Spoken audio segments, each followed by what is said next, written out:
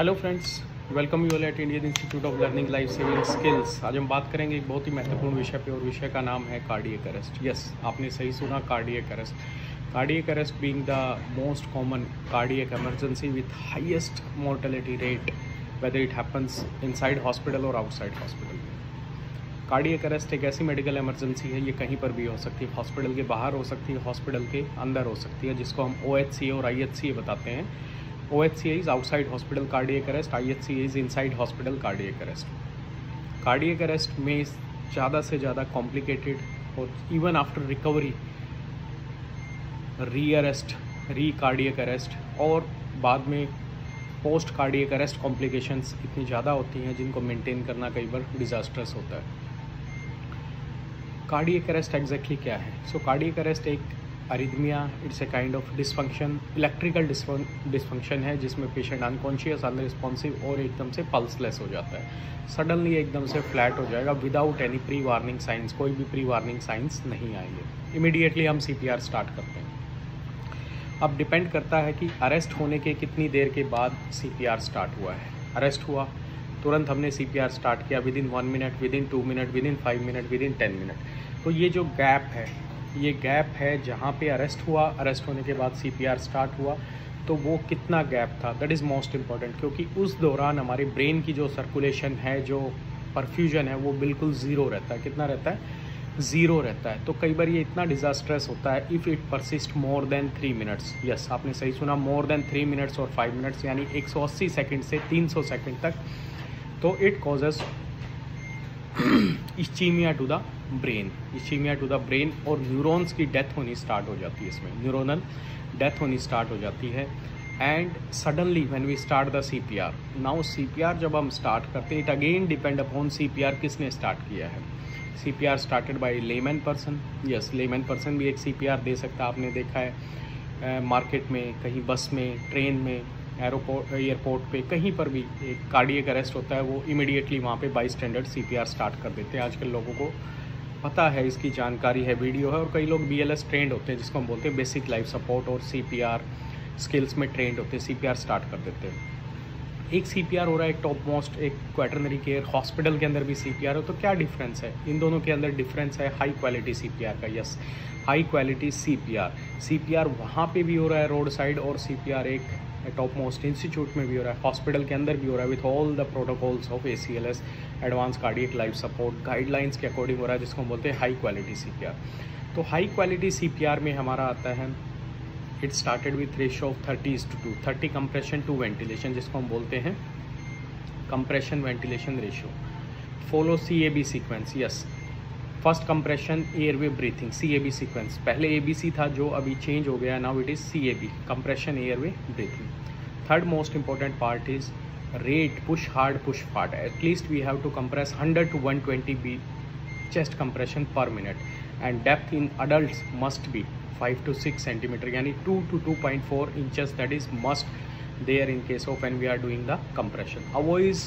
Avoid interruptions means जब हम CPR दे रहे हैं तो we have to 100% focus on the CPR rather than कभी भी गैप जो है, हमारे पर्सन्स जो हैं वो अवेलेबल होने चाहिए तुरंत स्विच करने के लिए, स्विच ऑन स्विच ऑफ करने के लिए, कंप्रेशंस को hand on the chest, hand of on the chest, तुरंत एकदम से हमें चेंज करना है, उसमें गैप नहीं करना है। क्योंकि क्या है, जब आप CPR देते हो तो सेरेब्रल परफ्यूजन प्रेशर वो है ऐसे बढ़ता है, ऐसे बढ़ता है, कंटिन्यूसली ऐसे बढ़ता है। और जब आप CPR छोड़ते हो तो वही पॉइंट से वो सडनली 90 डिग्री पे एक्सपोनेंशियली फॉल करता है, सडनली एकदम से नीचे आता है।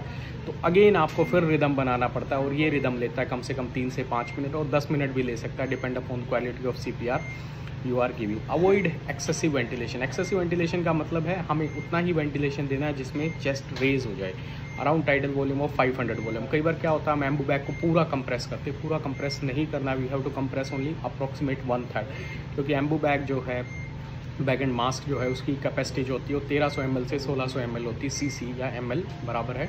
तो उसमें 1/3 ले लेंगे तो 1500, 500 रहेगा। तो 500 दिए 500 इंटू 3, इट इज़ 1500 अप्रोक्सीमेट रहेगा। तो ये 5 चीज़ें आपको हाई क्वालिटी CPR में ध्यान रखनी है।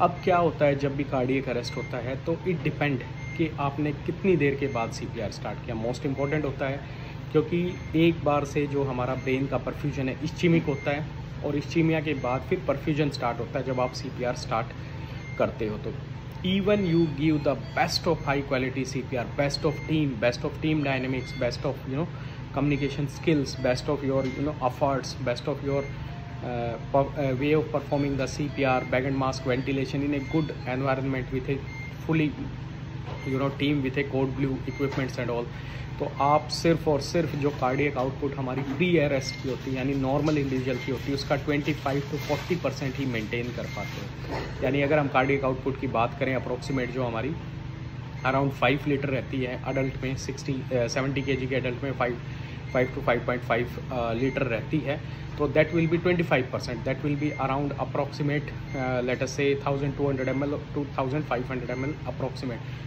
तो ओनली 25% ही हम डिलीवर कर पाते हैं, नॉट बियॉन्ड दैट।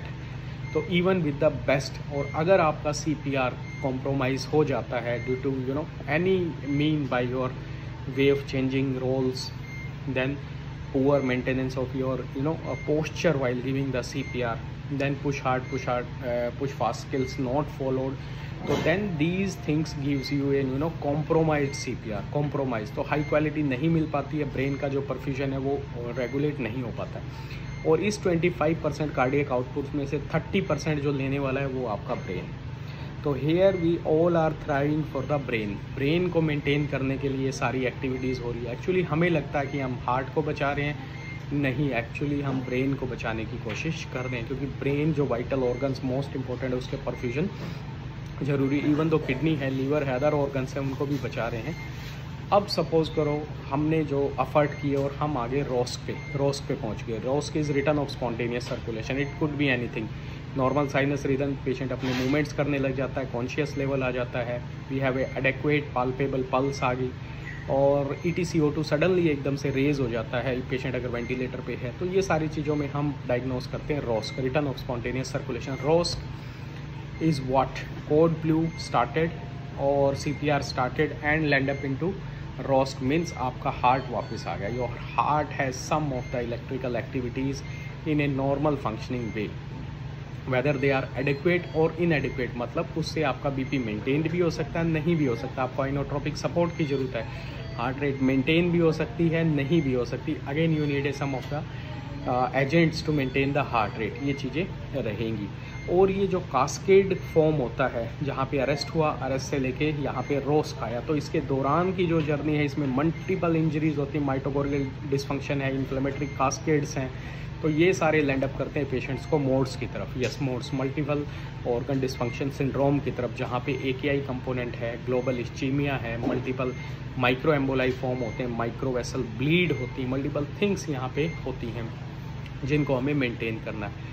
अब आता है scenario something called as PCAS, yes, post cardiac arrest syndrome, जो हमें अभी मेंटेन करना है। वो जर्नी लंबी रहेगी, 24 आवर्स में हमारे जो इफेक्ट आते हैं वो इमीडिएट हैं, अर्ली हैं, देन लेट फेज़ में है, जो रिकवरी फेज़ में पेशेंट्स की जो टारगेट्स हमें मेंटेन करने हैं from brain, that is conscious level, then heart, BP, then और pulse rate, then pulmonary functions, intubate करना होता है पेशेंट को, रेस्पिरेटरी फाइंड आउट्स करने होते हैं। इसी के दौरान हमें पता लगाना है कि पेशेंट को एग्जैक्टली हुआ क्या था।